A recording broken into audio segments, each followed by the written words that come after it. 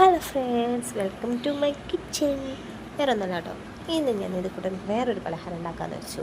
കൊഴുക്കട്ട എനിക്ക് ഇഷ്ടമുള്ള ഷേപ്പിലായിട്ട് ഉണ്ടാക്കണം. അതിന് ഞാൻ കുറച്ച് ജീരകവെള്ളം തിളപ്പിക്കാൻ വെച്ചു. ഒരു 1.5 മുറി നാളികേരം ചെരുകി എടുത്തിട്ടുണ്ട് കേട്ടോ. ജീരകവെള്ളം തിളപ്പിച്ച് വന്നപ്പോൾ നമ്മൾ അരിപ്പൊടിയിൽ ആവശ്യത്തിന് ഉപ്പിട്ടുണ്ടായിരുന്നു. നല്ല പത്തിരിപ്പൊടിയായിട്ട് എടുത്തിട്ടുണ്ട്. തിളച്ച വെള്ളം അതിൽ ഒഴിച്ച് കുതിർത്താൻ വെച്ചു കേട്ടോ, എന്നാലത് കുറച്ച് സോഫ്റ്റ് ആവുള്ളൂ. അത് കഴിഞ്ഞ് ബാക്കിയുള്ള ജീരകവെള്ളം ഞാൻ ചീഞ്ചട്ടിയിലേക്കാട്ടോ ഒഴിച്ചത്. വേറെ ഒന്നല്ല, നമുക്ക് ശർക്കര ഉരുക്കിയെടുത്ത് തേങ്ങയൊക്കെ അതിൽ വാട്ടിയെടുക്കണ്ടേ, അതിന് വേണ്ടി തന്നെ വേണമെങ്കിൽ ജീരകവെള്ളമൊക്കെ ഒഴിച്ചു. അത് ചൂടുള്ള കാരണം പെട്ടെന്നായി. ശർക്കര നല്ല ശർക്കര ആയതുകൊണ്ട് തന്നെ പെട്ടെന്ന് അരിഞ്ഞ് ചേരുന്നുണ്ടായിരുന്നു കേട്ടോ. കണ്ടാൽ തന്നെ നമുക്ക് അറിയാൻ പറ്റും, നല്ല മധുരമുള്ള ശർക്കരയാണ്. അതാണ് 1.5 അച്ചെടുത്തു. 1.5 അച്ചിൻ്റെ ആവശ്യം ഉണ്ടായിരുന്നില്ല. അതിലേക്ക് സ്വല്പമല്ല കേട്ടോ, ജീരകം ഇട്ടുണ്ടായിരുന്നു. അത് കഴിഞ്ഞ് തേങ്ങ ഇട്ടു കേട്ടോ.